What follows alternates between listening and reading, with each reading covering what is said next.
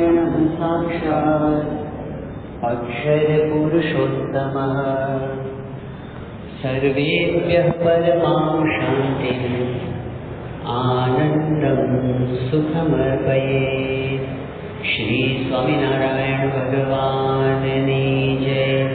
अक्षर पुरुषोत्तम महाराजनी जय। गुणातीतानंद स्वामी महाराजनी जय। भगत जी महाराजनी जय।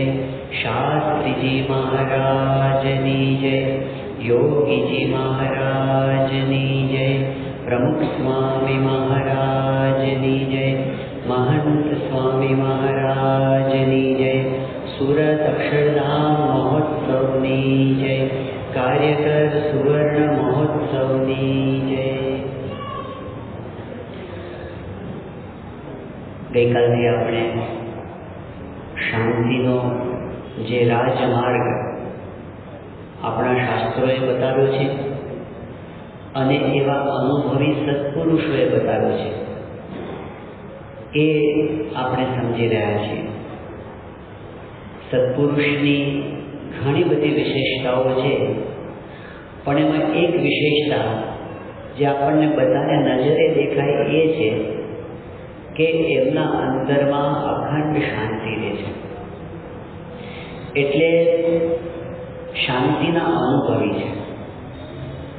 એમણે પોતે અખંડ અને અપાર ભગવાનનું સુખ ભોગવ્યું છે અને આપણને કહે છે કે તમે આ માર્ગે ચાલશો તો તમને પણ અમારા જેવા સુખનો અનુભવ જરૂર થશે। આપણો આ સત્સંગ એની વિશેષતા એ છે કે એમાં બધી વાત રોકડી છે, કંઈ ઉધાર નથી। એટલે એવી જબરજસ્ત ચાવી આપણા હાથમાં છે કે આપણે જો ધારીએ તો દેહ છતાં જે પરિસ્થિતિમાં છીએ એ જ પરિસ્થિતિમાં આપણે પરમ શાંતિનો અનુભવ કરી શકીએ તેમ છીએ। એવી વાત આપણા હાથમાં છે। ખાલી કરવાનું એટલું જ છે કે એ માર્ગને ફોલો કરીએ તો શાંતિ આપણા હાથમાં છે। એની ગેરંટી આપણને આપવામાં આવી છે। ગઈકાલે આપણે એનો આરંભ કર્યો હતો કે શાંતિ મેળવવા માટે જ્યારે આપણે જઈએ છીએ ત્યારે એમાં કેટલાક અવરોધ આવે છે। એ એક એક અવરોધને આપણે સમજતા જઈશું અને એમાં આપણને જે માર્ગ બતાવ્યો છે એ અવરોધમાંથી આગળ જવાનો એને સમજીશું। એમાં ગઈકાલે આપણે જે વિચાર કર્યો તો એક અવરોધ કયો છે કે સંબંધોની બાબતમાં થતી અશાંતિ। માણસ બધી રીતે સુખી સંપન્ન હોય પણ જો પોતાના નજીકના લોકો સાથેના સંબંધો સારા ન હોય તો એને શાંતિનો અનુભવ થતો નથી। દુનિયાના મોટા મોટા માનધાતાઓ અમેરિકાના રાષ્ટ્ર પ્રમુખોની શ્રેણીમાં જેને બહુ જ આદરથી જોવામાં આવે છે એવા અબ્રાહમ લિંકન સૌથી વધારે લોકપ્રિય રાષ્ટ્ર પ્રમુખોમાંના એક થયા લિંકન પોતે, પણ એ પોતાના પારિવારિક પ્રશ્નોથી ખૂબ જ દુઃખી હતા। એવું માનતા હતા કે દુનિયામાં સૌથી વધારે દુઃખી માણસ જ હું છું। એટલા બધા રાષ્ટ્ર પ્રમુખ થયા પછી પણ પોતે દુઃખી રહ્યા હતા। લિયો ટોલ્સ્ટોય જે પોતે બહુ જ પ્રસિદ્ધ ચિંતક છે ને એમના પુસ્તકો અને એમના વિચારો દુનિયામાં ઘણા પ્રસિદ્ધ થયા છે, વિશ્વ પ્રસિદ્ધ થયા છે। એવા લેખક, એવા ચિંતક ટોલ્સ્ટોય પણ એમના પોતાના પારિવારિક જીવનની અંદર પત્ની સાથેના પ્રશ્નોને લીધે એ ખૂબ જ દુઃખી હતા અને એવી સ્થિતિમાં જ એ પોતે મૃત્યુ પામ્યા હતા। તો મોટા મોટા માનધાતાઓ આપણે જોઈએ છે કે ઘણી વખત બહાર સારું હોય બધી રીતે પણ સંબંધોની બાબતમાં અશાંતિ એને રહેતી હોય છે। હવે એ અશાંતિ કેવી રીતે ટળે? પ્રમુખ સ્વામી મહારાજ 2007ની સાલમાં મોમ્બાસામાં હતા અને તે વખતે ઘણા બધા હરિભક્તો, આફ્રિકાના હરિભક્તો તો લાભ લેવા માટે આવ્યા હતા, પણ કેટલાક હરિભક્તો ભારતથી પણ ત્યાં આવ્યા હતા, કેટલાક હરિભક્તો ઇંગ્લેન્ડથી પણ આવ્યા હતા, અમેરિકાથી પણ આવ્યા હતા। હવે આપણને બધાને ખબર છે કે તે વખતે સ્વામી બાપાનું રૂટીન એવું હતું કે પોતે ભોજન કરવા બેઠા હોય તો પણ ઘણા બધા હરિભક્તો સામે બેઠા હોય અને એમની પાસે કંઈક રિપોર્ટિંગ થતું હોય, કંઈક રજૂઆતો થતી હોય. તો એ વખતે જે બધા હરિભક્તો બેઠા હતા એમાં એક અમેરિકાના એક યુવક આવ્યા હતા ડલાસથી. એનું નામ હતું હરિ.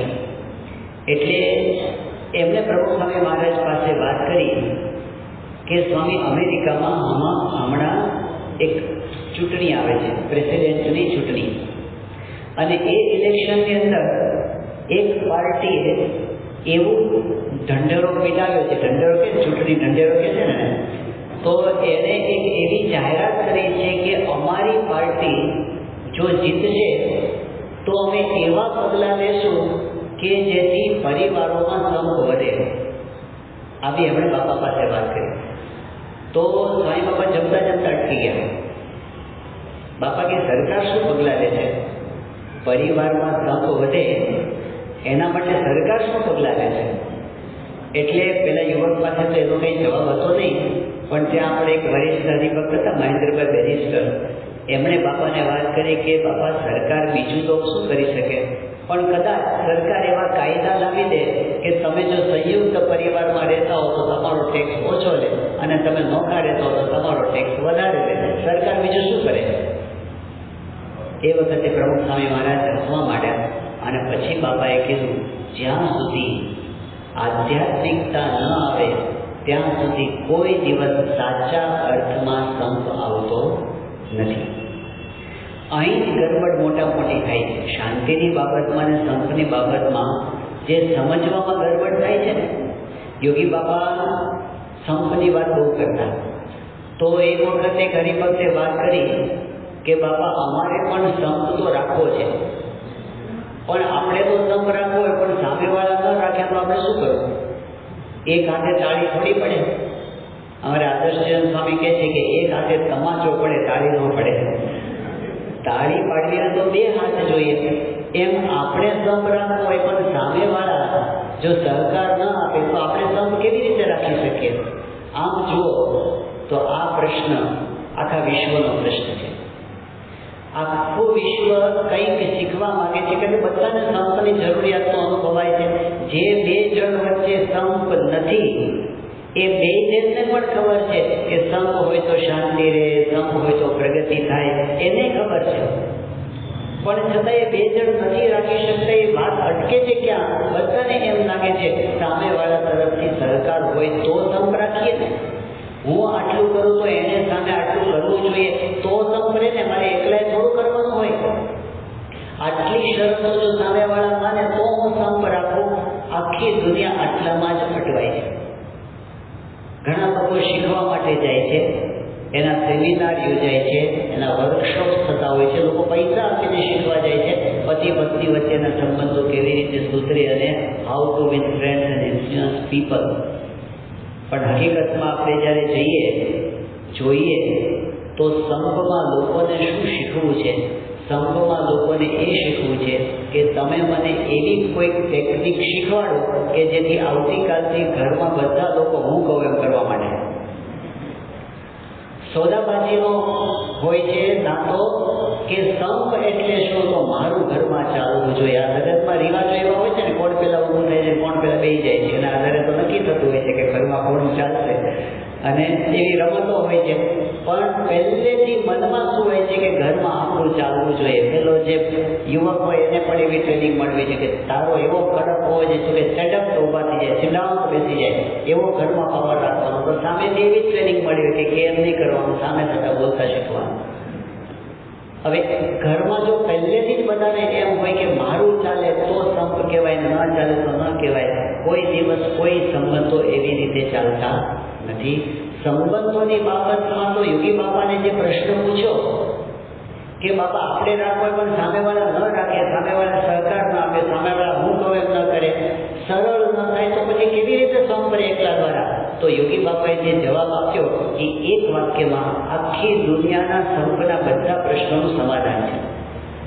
એક જ વાક્યમાં યોગી બાપા બોલ્યા કે જે ખાય એની ભૂખ જાય, જે સંપ રાખે એને લાભ થાય.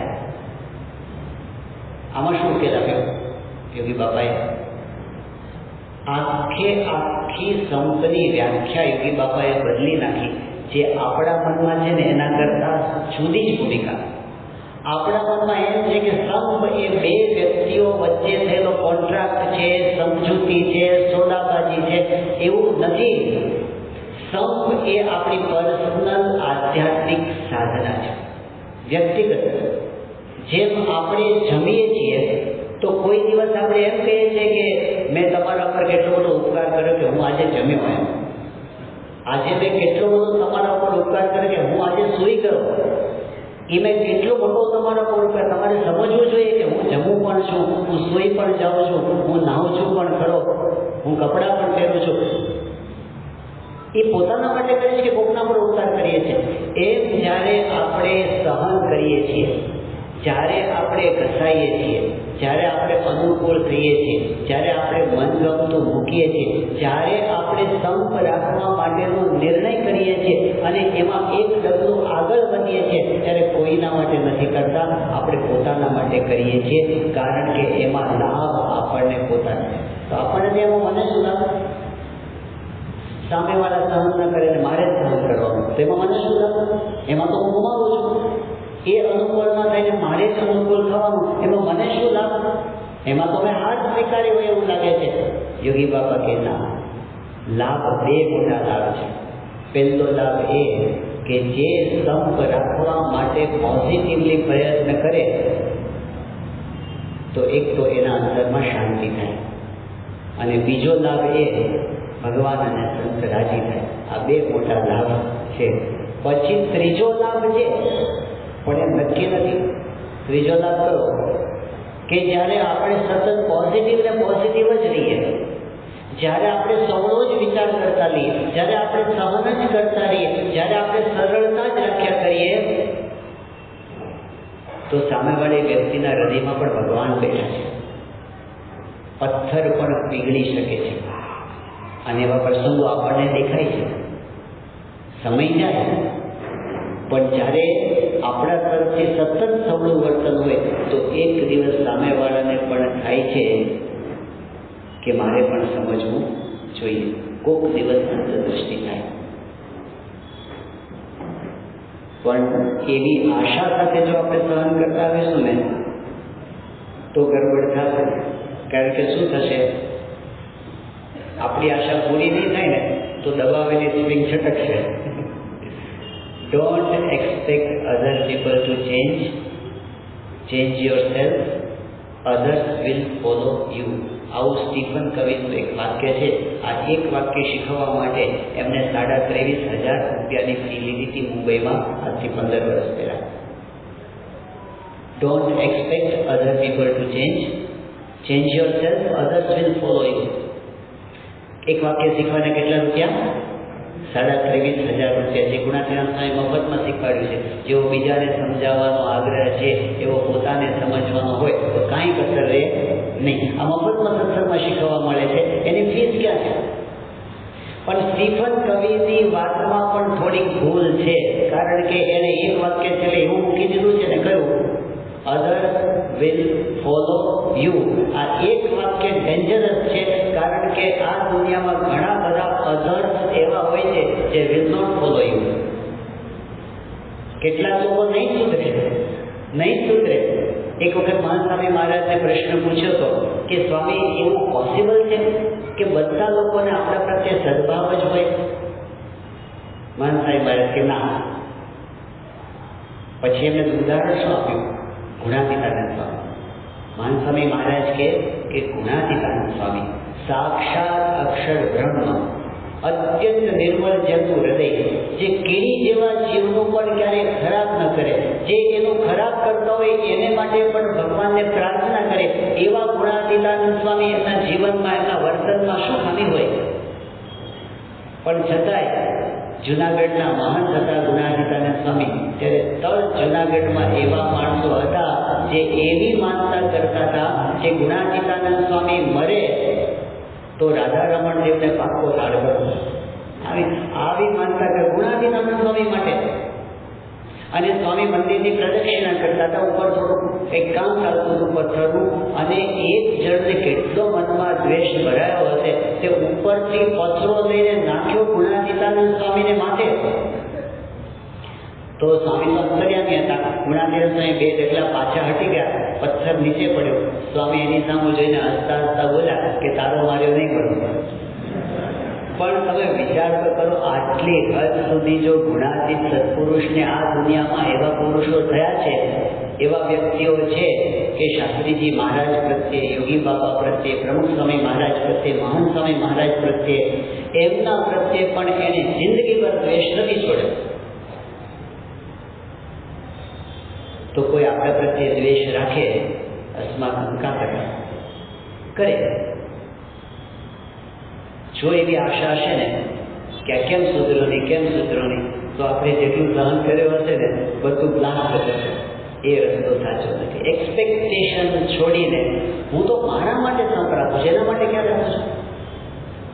એનાથી મને શાંતિ છે, એનાથી મને સત્પુરુષનો રાજીપો થાય છે. સામેવાળો સુધરવો હોય તો સુધરે તો એને લાભ છે, ન સુધરે તો એને નુકસાન છે. અંતે તો સત્ય એ સત્ય છે, અને સત્યનો જ છેલ્લે જય થાય છે. કદાચ આ લોકની અંદર થોડોક સમય કોઈ ફાવી ગયું હોય એવું લાગે, પણ એનો અંતરાત્મા એને છોડતો નથી.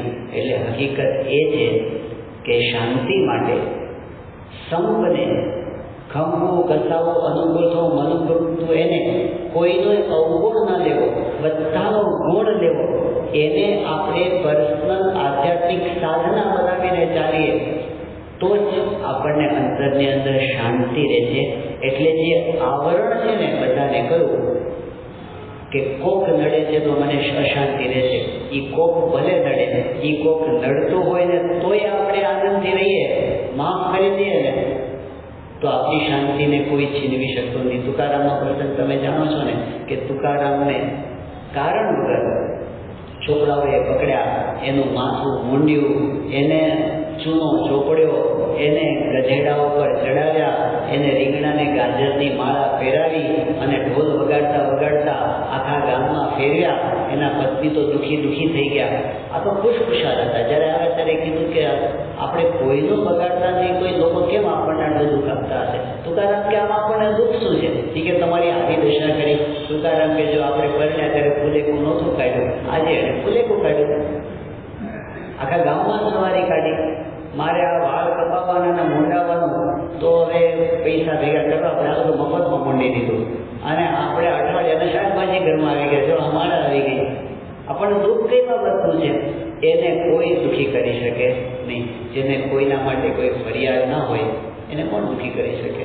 અને બાકી તો કોઈ ખાવું ના જોઈએ તોય દુઃખી થઈ જાય, અને કોઈ ખાવું જોઈએ તોય દુઃખી થઈ જાય. દુઃખી જ થવું છે જેને દુઃખી જ થવું છે એને તો વાતમાં દુઃખી, પોતાના સુખની ચાવી બીજાના હાથમાં જ મૂકી રાખી હોય કે ધારે ત્યારે તમને સુખી કરી શકે, ધારે ત્યારે દુઃખી કરી શકે. એ આધ્યાત્મિકતા નથી. એટલે કોઈના હાથમાં આપણા સુખ ચેનની ચાવી મૂક્યા સિવાય આપણે જો સિદ્ધાંત ઉપર, રાજમાર્ગ ઉપર ચાલ્યા જઈશું તો આપણી શાંતિને કોઈ ભણી શકશે નહીં. એટલે પહેલી વાત આધ્યાત્મિકતામાં એ આવે છે કે આપણે બધાનો ગુણ, બધામાં સદભાવ, બધાનું ભલું થાય એવી ભાવના, એને કોઈ દિવસ દુઃખ નથી આવતું. બીજી વાત કઈ છે જે આપણી શાંતિમાં અડચણરૂપ બને છે? આ વાત થોડી વધારે કષ્ટદાયક લાગે એવી છે, પણ એના વગર છૂટકો નથી. મહાભારતની અંદર વ્યાસજીએ પોતે ઘણા બધા આખ્યાનો લખ્યા છે. જેના જીવન જો દુઃખ આવે છે બધાના આખ્યાનો લખ્યા છે, પણ પછી એમણે એક વાત સાદ રૂપે લખી છે કે ઉર્ધ્વબાહુર વિરોમેશ નાત્ર કશ્ચિત શૃણોતિ મેં. વ્યાસજી કહે છે કે હું બે હાથ ઊંચા કરીને બૂમો પાડું છું, મને કોઈ સાંભળતું નથી. આ વ્યાસજીની વ્યથા છે. ઉર્ધ્વબાહુર વિરોમેશ નાત્ર કશ્ચિત શૃણોતિ મેં ધર્માર્થ અર્થશ્ચ કામશ્ચ સબ કિમર્થમ ન છે. હું એમ કહું છું કે તમારે જો સુખી થવું હોય, અર્થ અને કામ એ તો આ સંસારના સુખ છે, આ સંસારના સુખ પણ તમારે જો શાંતિથી ભોગવવા હોય તો તમે ધર્મ નિયમનું પાલન કરો, તમે નીતિ અને સદાચારનું પાલન કરો, તમે શાસ્ત્રોમાં કહેલા ભગવાનના આદેશોનું પાલન કરો, તો જ તમે સુખી થશો. પણ લોકો કેમ સમજતા નથી? લોકોને શોર્ટકટ લેવો છે. જલ્દીથી પૈસાદાર થઈ જાઓ, જલ્દીથી હું કંઈક આગળ આવી જાઓ, અને એ શોર્ટકટની અંદર છેલ્લે દુઃખ અને દુઃખ આવીને ઊભું જ રહે છે. આ પણ એક શાશ્વત સિદ્ધાંત જેવું છે. આપણા શાસ્ત્રોની અંદર કર્મનો સિદ્ધાંત આપ્યો છે. એ સનાતન સિદ્ધાંત છે. કર્મનો સિદ્ધાંત એટલે પાપ અને પુણ્યની વાત આવે છે. જો પાપ કરે તો એનું ફળ પણ ભોગવવું પડે, પુણ્ય થાય તો એનું પણ ફળ મળે. એટલે પાપ ઢાંક્યું ન રહે, છાનું કરો કે ચોકમાં, અંતે પુકારે ઉઠશે આ લોક કે પરલોકમાં, એવું કીધું છે. કોઈ કદાચ છાનું કરી જાય, કોઈક કદાચ બીજાને છેતરી જાય, પણ કર્મનો સિદ્ધાંત કોઈને છોડતો નથી. એટલે સદાચાર અને નીતિના જે નિયમો આપણને કહેવામાં આવ્યા છે એ પર્સનલ શાંતિ માટે છે. એ ખાલી બંધન નથી, એ આપણી સુરક્ષા છે. એમાં પણ જ્યારે આપણે સત્સંગની અંદર બેઠા છીએ ત્યારે આપણા માટે એક વિશેષ વાત છે. શ્રીજી મહારાજે ગરડા પ્રથમના 34મા વચનામૃતની અંદર વાત કરી કે જ્યારે આપણે ભક્ત થયા ત્યારે કાળ, કર્મ અને માયાના બંધનથી આપણે પર થઈ ગયા. પૂર્વની અંદર ઘણે કર્મો થઈ ગયા છે આપણા, પ્રારબ્ધ કર્મ, સંચિત કર્મ, તે આવી ગયો છે એના ઉપર. હવે એ કર્મો પણ આપણને દુઃખી કરી શકે તેમ નથી. હવે જેટલા કંઈ દુઃખ આવશે ને એ ભગવાનની ઈચ્છાથી આવવાના છે. એમાં મહારાજે પ્રથમના 34મા વચનામૃતની અંદર કીધું કે ભગવાનના ભક્તને કોઈ કાળ, કર્મ, માયા દુઃખ નથી આપી શકતા. ભગવાનના ભક્તને તો શું છે કે તુચ્છ પદાર્થને અર્થે ભગવાનની આજ્ઞા લોપે તો એને દુઃખ આવે, અને જો આજ્ઞા પાળે તો જેવો ભગવાનનો આનંદ છે એવા આનંદ મારે છે. ભગવાનનો આનંદ એવો આનંદ આજ્ઞા પાલનમાં છે. એટલે આપણા માટે તો સહેલામાં સહેલો અને સિદ્ધામાં સીધો રાજમાર્ગ એ છે, આજ્ઞા પ્રમાણે હાઈવે પર ચાલી જાઓ, કોઈ દિવસ પસ્તાવાનો વારો આવશે નહીં.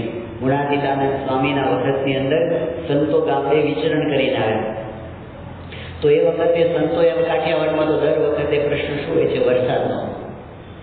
ખેડૂતો રાહ જોઈને જ બેઠા હોય કે આ વખતે વરસ કેવું જશે, અખાત્રીજના વાવ કેવા છે, પાછળની વીજળી કેવી છે. એ લોકો એના પ્રિડિક્શન કરે. એ વખતે આવા બધા વેધર ફોરકાસ્ટ નતા, પણ ચિંતા હોય ખેડૂતને કે આ વખતે વરસ કેવું જશે. એટલે જ્યારે વિચરણ કરીને આવ્યા ત્યારે સંતોએ કીધું કે સ્વામી, અમે ગામડે જઈએ છીએ તો લોકો અમને પૂછે છે કે આ વખતે વરસાદ થશે કે નહીં થાય. સંતોને જોઈને લોકોને આવી ઈચ્છા થાય. હમણાં અહીં આવતા હતા તો અમદાવાદ એરપોર્ટ પર એક ભાઈ આવી ગયા, સાવ અજાણ્યા આવીને કીધું કે સ્વામી મારો હાથ જોઈ દો. ઉપરવાળો મારી પાસેથી શું અપેક્ષા રાખે?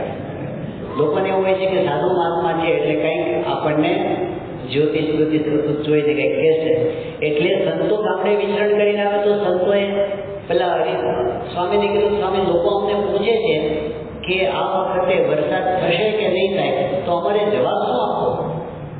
તો ગુણાતીતાનંદ સ્વામી કહે કે હરિભક્તોને કહેજો કે જો શિક્ષાપત્રી પ્રમાણે વર્તશો તો વરસાદ નહીં પડે ને તોય સુખી થશો, અને જો શિક્ષાપત્રી પ્રમાણે નહીં રહો તો વરસાદ પડશે ને તોય દુઃખી થશો. જેતલપુરના 5મા વચનામૃતની અંદર મહારાજે પોતે વાત કરી.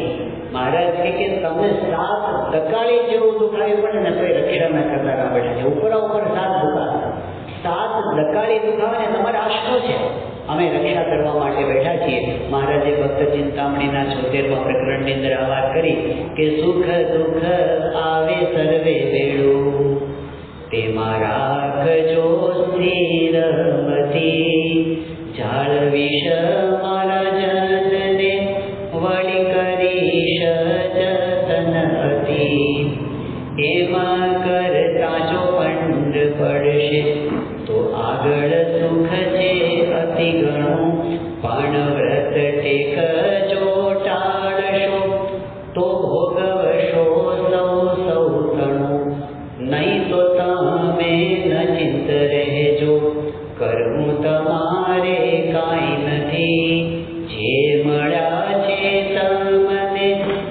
પાર છે અક્ષરથી. મહારાજે કીધું કે ગમે તેટલું કષ્ટ આવી પડે ને તો પણ અમે રક્ષા કરવા માટે બેઠા છીએ, પણ તમારે શું કરવાનું છે કે સત્સંગના નિયમ ધર્મ છે એને દ્રઢ કરીને રાખજો. જો એને લોપશો તો મહારાજે કીધું કે વ્રત ટેકજો ટાળશો તો ભોગવશો સૌ ગણો. છેડો ફાટી જાય છે, સંબંધ તૂટી જાય છે. એક ભગવાને જે રક્ષા માટેની મર્યાદા બાંધી છે એને ઓળંગે છે ત્યારે કોઈ એ મર્યાદાને લોપીને સુખી થતો નથી. ભગવાનના મહાન ભક્તો થયા છે, એમના જીવનની અંદર પણ આપણને દેખાય છે કે જ્યારે આ બાબતમાં ચૂકી ગયા તો એમને કષ્ટો આવ્યા છે. ક્યારેક આપણને શીખવવા માટે એમણે આ ડ્રામા કર્યો હશે, કારણ કે આવા મહાન ભક્તો તો ઘણી વખત પૃથ્વી પર શીખવવા માટે આવતા હોય છે.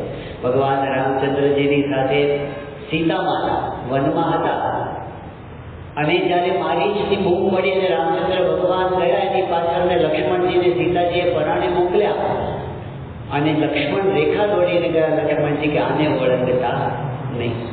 અંદર હતા ત્યાં સુધી સુરક્ષિત હતા, પણ એની બહાર પગ મૂક્યો અને રક્ષા ચક્ર ગયું. એમ આપણી રક્ષાની અંદર ભગવાને નિયમ મૂકેલા છે. ગુણાતીતાનંદ સ્વામી કે એક એક નિયમ એક એક સુદર્શન ચક્ર જેવો છે. એક એક નિયમ એ આપણી રક્ષા કરે છે. એની બહાર જો પગ મૂકીશું તો કષ્ટ આવશે. એટલે આપણે સત્સંગ દીક્ષાની અંદર કે શિક્ષાપત્રીની અંદર જે જે નિયમો આપણને કહે છે આપણે જોઈએ છીએ કેટલા પ્રેક્ટિકલ છે. દાખલા તરીકે સીધી જ આજ્ઞા છે વ્યસન ન કરવા. સર્વમ દુર્વ્યસનમ ત્યાજ્યમ. બધા પ્રકારનું વ્યસન છોડવું, કારણ કે અનેક રોગ દુઃખાના કારણમ વ્યસનમ વ્યસન. અનેક રોગ અને દુઃખ એની સાથે જોડાયેલા છે. હવે એ આજ્ઞા જે લોપે દુઃખ આવે છે, વહેલા મોડું આવે, પણ એ આવ્યા વગર રહેતું નથી. તો વ્યસન ન કરવાની આજ્ઞા લોપે અને દુઃખ આવ્યું. બીજી વસ્તુ કે આપણે શાસ્ત્રોની અંદર આપણને કીધું કે ચોરી ન કરવી, અનીતિ ન કરવી. એ કરે તો દુઃખ આવે છે.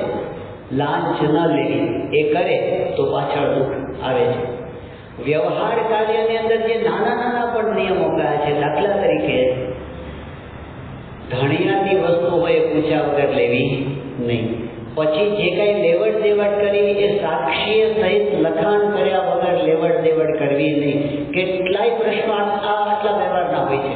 એક આજ્ઞા એ કરી આવક કરતાં વધારે ખર્ચ કરવો નહીં. અને એ થઈ જાય અને પછી આપણે જોઈએ છે કે જલ્દીથી કંઈક એવું થઈ જાય કે આ જુગાર રમવો નહીં. અને આપણે સટ્ટાની અંદર ઘણી વખત જોઈએ છે કે લોકો દેવામાં ડૂબી જાય છે. જો સીધે સીધો રોટલાનો જ વ્યવહાર કરવાનો હોય ને તો એમાં કોઈને દેવા થતા નથી. દેવું ક્યારે થાય છે? જ્યારે કોઈક જલ્દીથી કોઈ શોર્ટકટ લેવા માટે જાય છે અને એમાં એક નિયમ લોપે અને પછી એમાંથી દુઃખ આવતા હોય છે. પૂજ્ય ડૉક્ટર સ્વામી આપણી સભાની અંદર પધાર્યા છે. શ્રી સ્વામિનારાયણ ભગવાનની જય, અક્ષર પુરુષોત્તમ મહારાજની જય, ગુણાતીતાનંદ સ્વામી મહારાજની જય, પ્રમુખ સ્વામી મહારાજની જય, મહંત સ્વામી મહારાજની જય. તો જ્યારે નિયમનો ભંગ થાય છે ત્યારે એમાંથી દુઃખ આવે છે. જ્યારે કોઈ મર્યાદાનો લોપ કરે છે ત્યારે પણ એને દુઃખ આવે છે.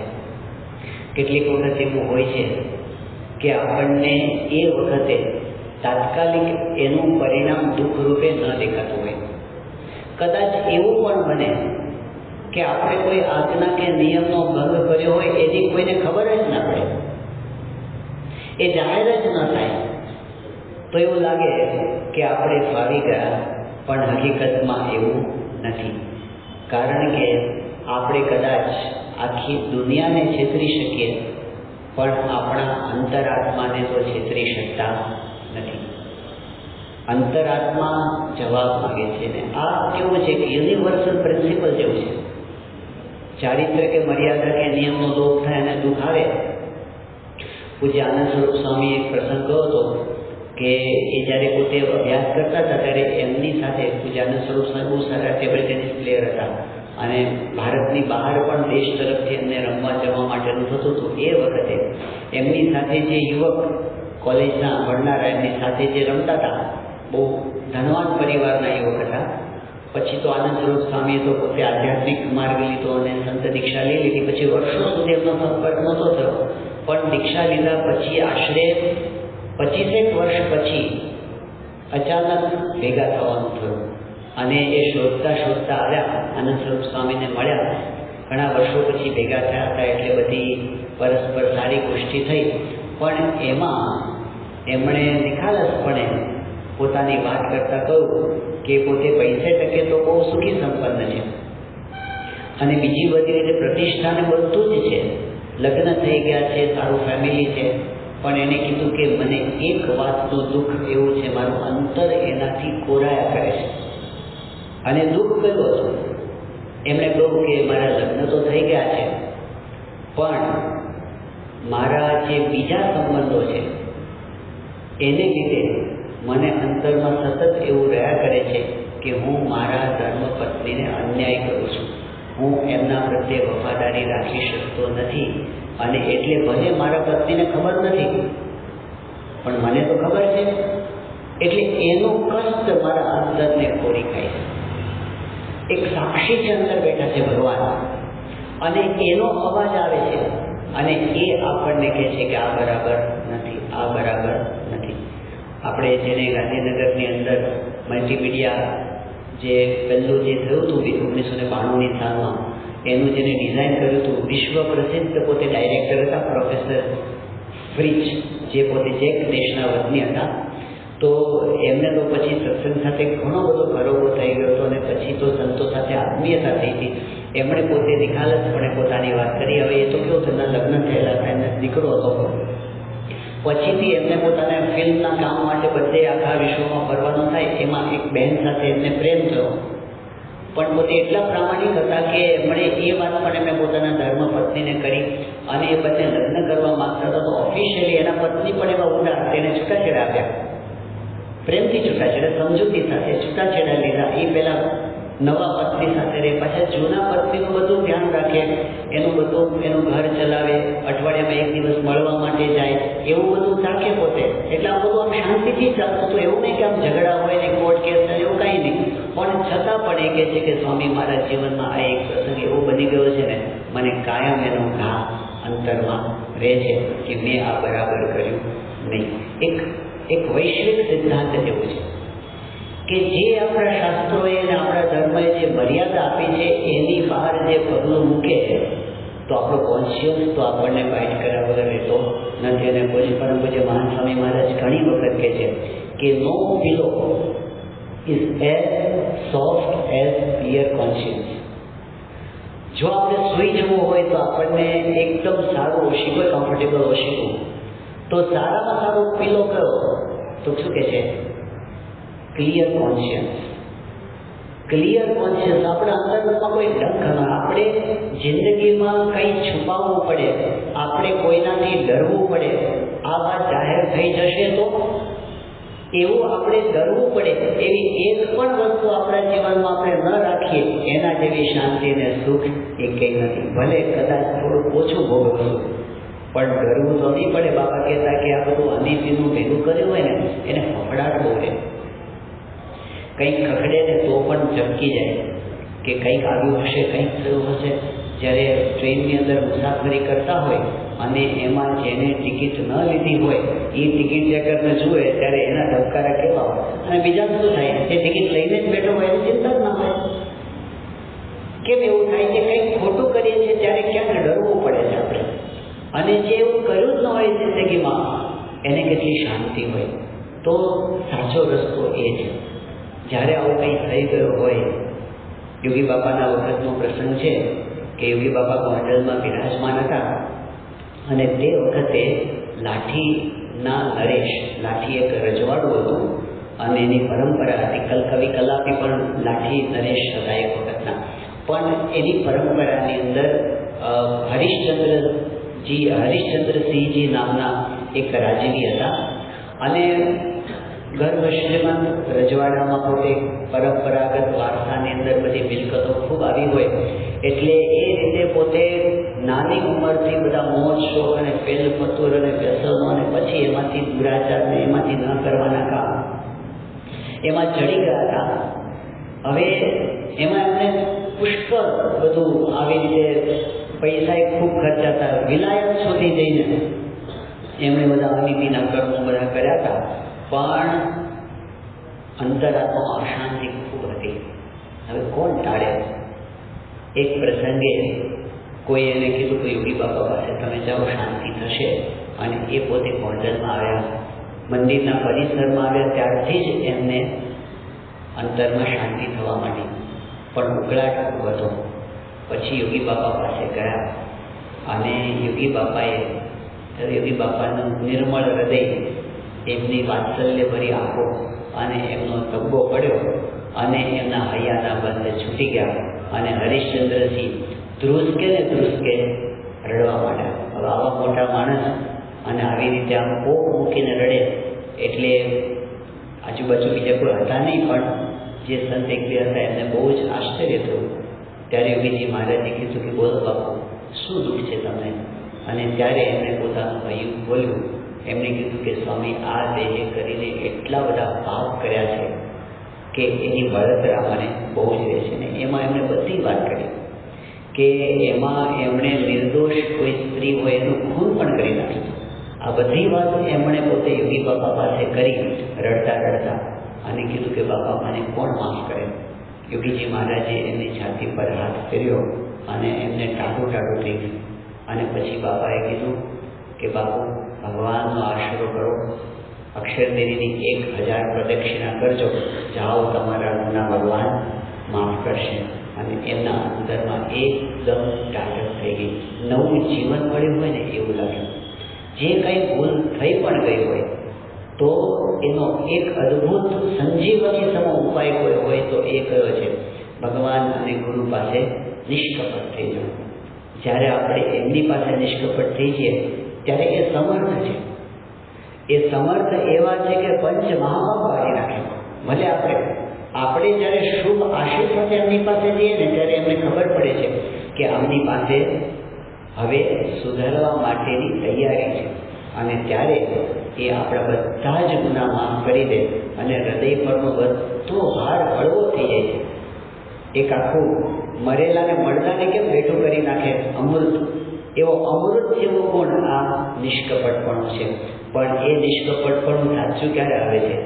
કે જ્યારે પ્યોર ઇન્ટેન્સ હોય કે ભલે ગઈકાલે જે હતું તે હતું, પણ આજે હું સ્વીકારું છું કે ગઈકાલે કર્યું તે ખોટું હતું અને હવે મારે મારું જીવન બદલવું છે.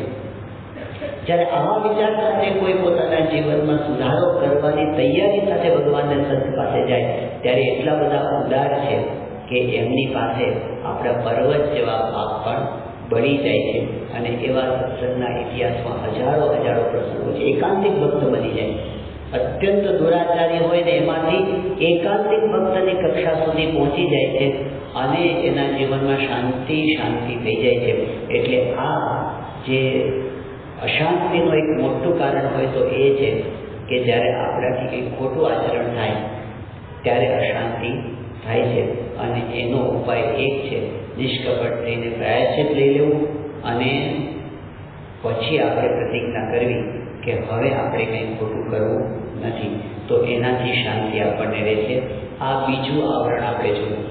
શાંતિ થવાની અંદર પહેલું આવરણ કયું હતું? કે જ્યારે કોઈના પ્રત્યે દ્વેષ કે અવગુણ બંધાય છે ત્યારે અશાંતિ થાય છે. બીજી વાત એ છે કે જ્યારે આપણાથી આચરણમાં ભૂલ થાય છે ત્યારે અશાંતિ થાય છે. અશાંતિનું ત્રીજું મોટું કારણ, જરા વધારે ઊંડું કારણ છે, એ કારણ છે તૃષ્ણા. આશાનામ મનુષ્યાણામ કાચિત આશ્ચર્ય શૃંખલા યયા બદ્ધાઃ પ્રધાવંતી મુક્તા તિષ્ઠન્તિ ભગવત.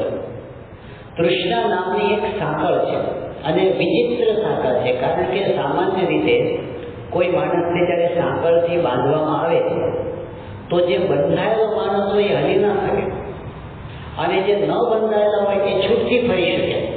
પણ આ સાંકળ ઊંધી છે યયા બધા વૃંદાવંતી, જેનાથી જે બંધાયેલા છે ને એ જોડે કરે છે.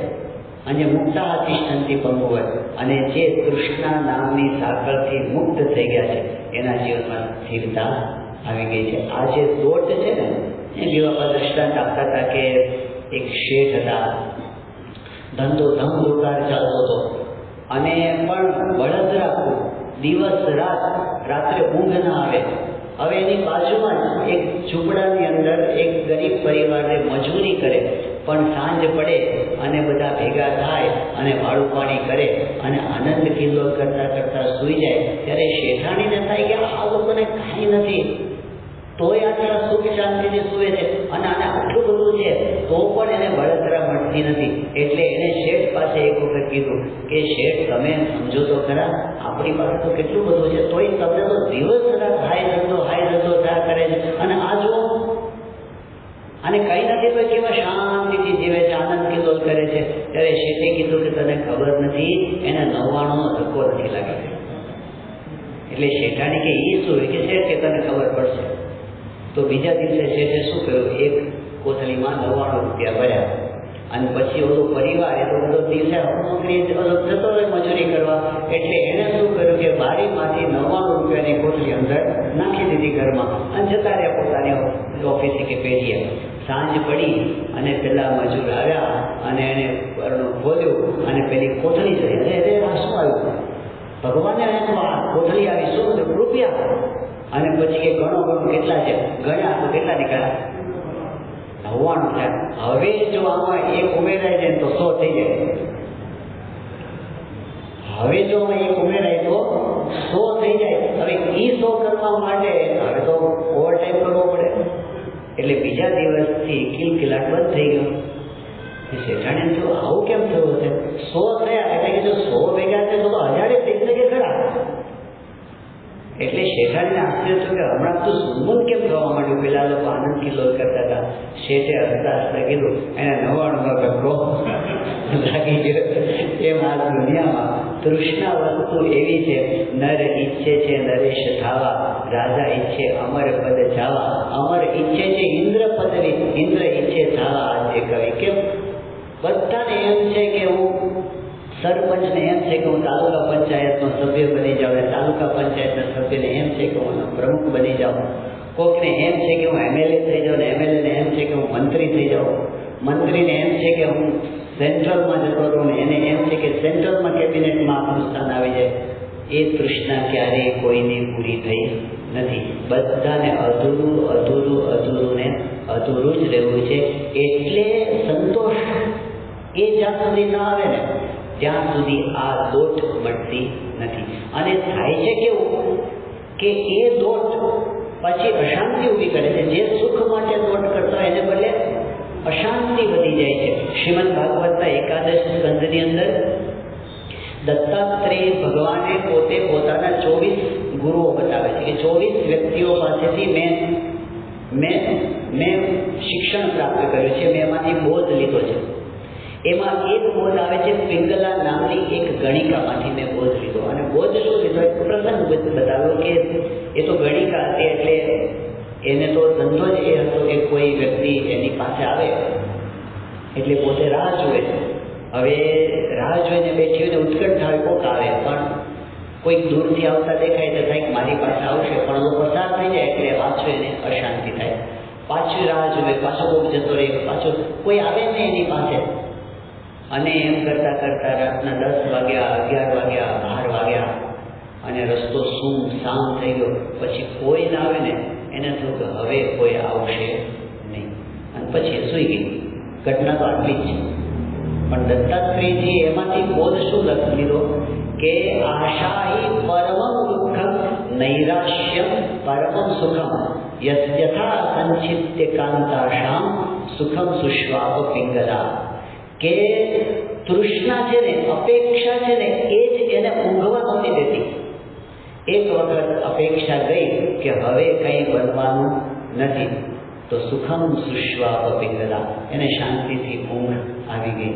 જ્યાં સુધી તૃષ્ણા ઊભી છે, ઘણી વખત આશા ન હોય ત્યારે શાંતિ હોય, તૃષ્ણા ઊભી થાય ને.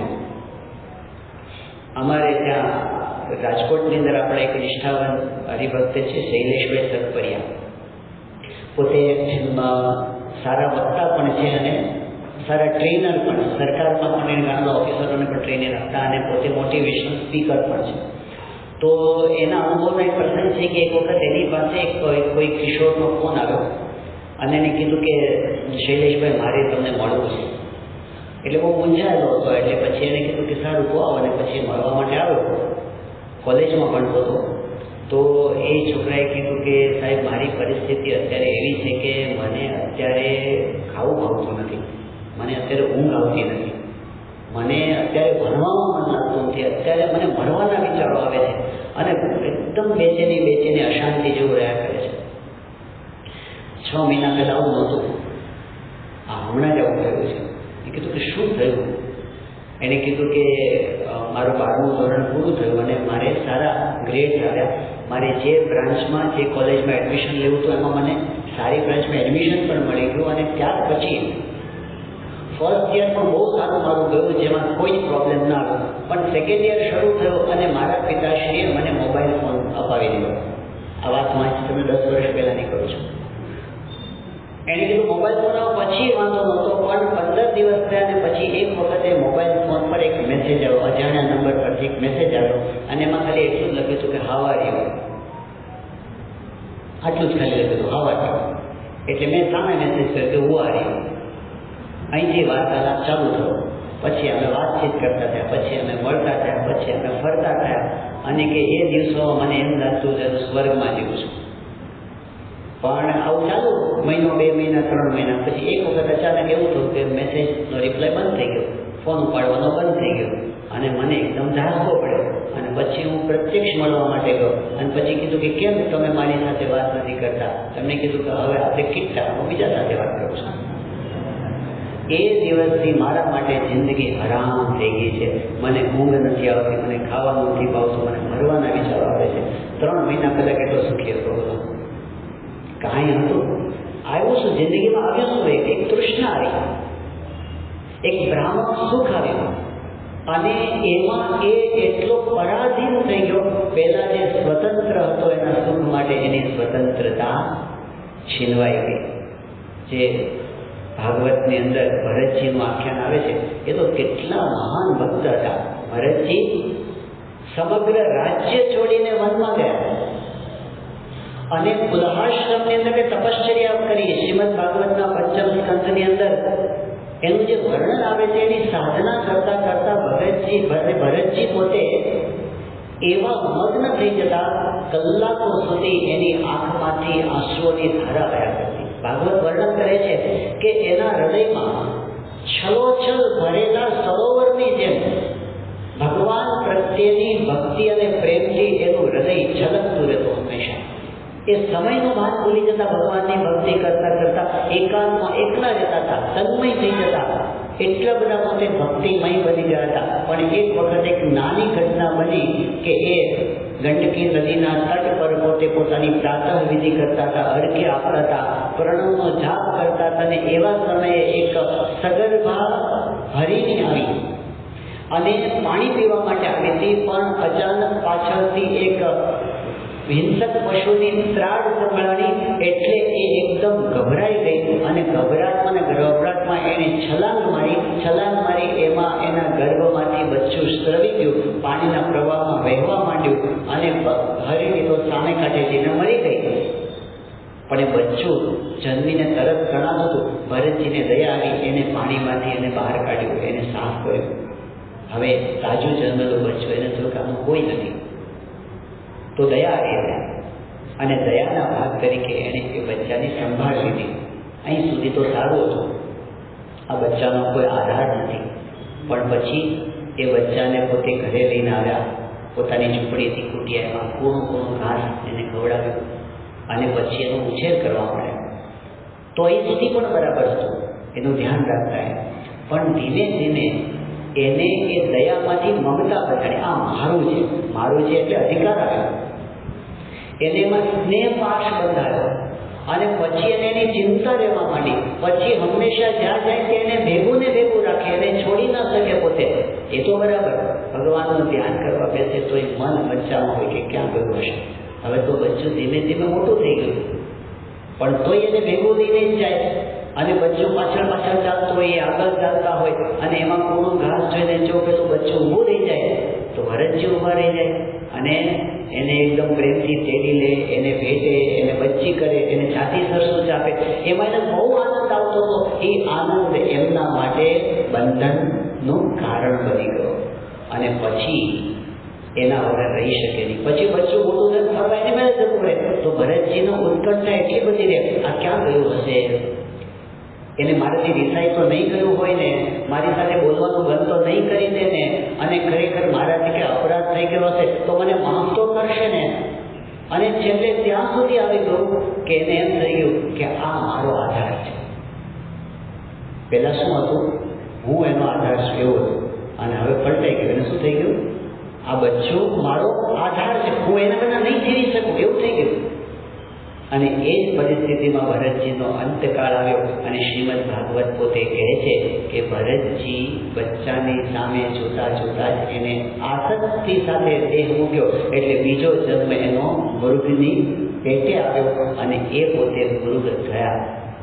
પૂર્વજન્મનું જ્ઞાન હતું એટલે એને ખબર હતી કે મેં આ ભૂલ કરી છે, એટલે પોતે એકદમ અનાસક્ત ભાવે રહ્યા, એમનો દેહ ત્યાગ કર્યો અને ત્રીજા જન્મે પોતે જડ ભરત થયા, જેને પોતે રઘુગઢ રાજાને ઉપદેશ આપ્યો અને મહાજ્ઞાની પુરુષ થયા. જડ ભરત પણ તૃષ્ણા, આસક્તિ, બંધન એ અશાંતિ કરે છે. મૃગને આધીન થઈ ગયા ત્યારે જે એની બળતરા હતી, ક્યાં ભગવાનના સ્મરણમાં ખોવાઈ જઈને એમનું હૃદય પ્રેમથી છલછલ રહેતું હતું, એની આંખમાંથી અશ્રુની ધારા વહેતી હતી ને ક્યાં એ મૃગની પાછળ પાછળ ભટકે કે હવે મારું શું થશે, એ મને છોડીને જતો તો નહીં રહે ને, એવી બળતરા.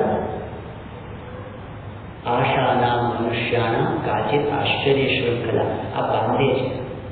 હવે એમાંથી બહાર નીકળવું કે સહેલી વસ્તુ નથી. તૃષ્ણાનું બંધન બહુ એના પાશ મજબૂત હોય છે, પરંતુ એ બંધન ગુરુ થકી છૂટે છે, એ બંધન સત્સંગ થકી છૂટે છે, એ બંધન સમજણ થકી છૂટે છે, સંતોષથી છૂટે છે કે સત્સંગ કરતાં કરતાં સમજણ આવે કે આ બધું ક્યાં સુધી અંતે. અને બધું એક વખત તો આપણે છોડીને જવાનું છે. પેલો ખેડૂત હતો અને સૂતો તો શાંતિથી, અને પેલા શેઠ ત્યાંથી નીકળ્યા. એ કે આ કેમ સૂતો છે? એટલે કામ કરતી કે કામ તો થઈ ગયું છે, વધારે કામ કરું. વધારે કામ કરું તો થાય શું? કે વધારે કામ કર તો વધારે પાક થાય. તો કે વધારે પાક થાય તો શું થાય? કે વધારે પાક થાય તો વધારે પૈસા આવે. કે વધારે પૈસા આવે તો શું થાય? અરે વધારે પૈસા આવે તો પછી તું બીજી મોટી જમીન ખરીદે. પણ કે પછી શું થાય? કે વધારે પાક થાય. કે શું થાય? કે વધારે પૈસા થાય. કે પછી શું થાય? પછી મોટો બંગલો બાંધવાનો. પછી શું? કે પછી એર કન્ડિશન રૂમ હોય. પછી શું? તો પછી તેમાં સુઈ જાય તો સરસ ઊંઘ આવે. એ કે તો અત્યારે આવેલી હતી, તમને ના ઉઠાડ્યો હોય તો. અંતે જોઈએ છે કેટલું ને જીવન નિર્વાહ જરૂરી છે, પરંતુ તૃષ્ણાનો અંત નથી જ. એટલે સમજણ સાથે જો કોઈ સત્સંગ કરે તો એનું પરિણામ એ મળે છે, વૃત્તિઓ પાછી વળે છે, વૃત્તિઓ અંતર્મુખ થાય છે. અને વૃત્તિ જ્યારે અંતર્મુખ થાય છે ત્યારે શાંતિનો અનુભવ થાય છે. જ્યારે વૃત્તિઓ બહાર ફેલાય છે ત્યારે અશાંતિ થાય છે. એટલે આ શાંતિનો આ ઉપાય પણ આપણને બતાવ્યો કે જ્યારે ભગવાનની ભક્તિ કરતાં કરતાં આપણી વૃત્તિ પાછી વળે, તૃષ્ણા ઘટે, સમજણ વધે, ત્યારે અંતરમાં શાંતિ થાય છે. તો એ માર્ગે આપણે ચાલી શકીએ એ ભગવાનના ચરણોમાં પ્રાર્થના. શ્રી સ્વામિનારાયણ ભગવાન.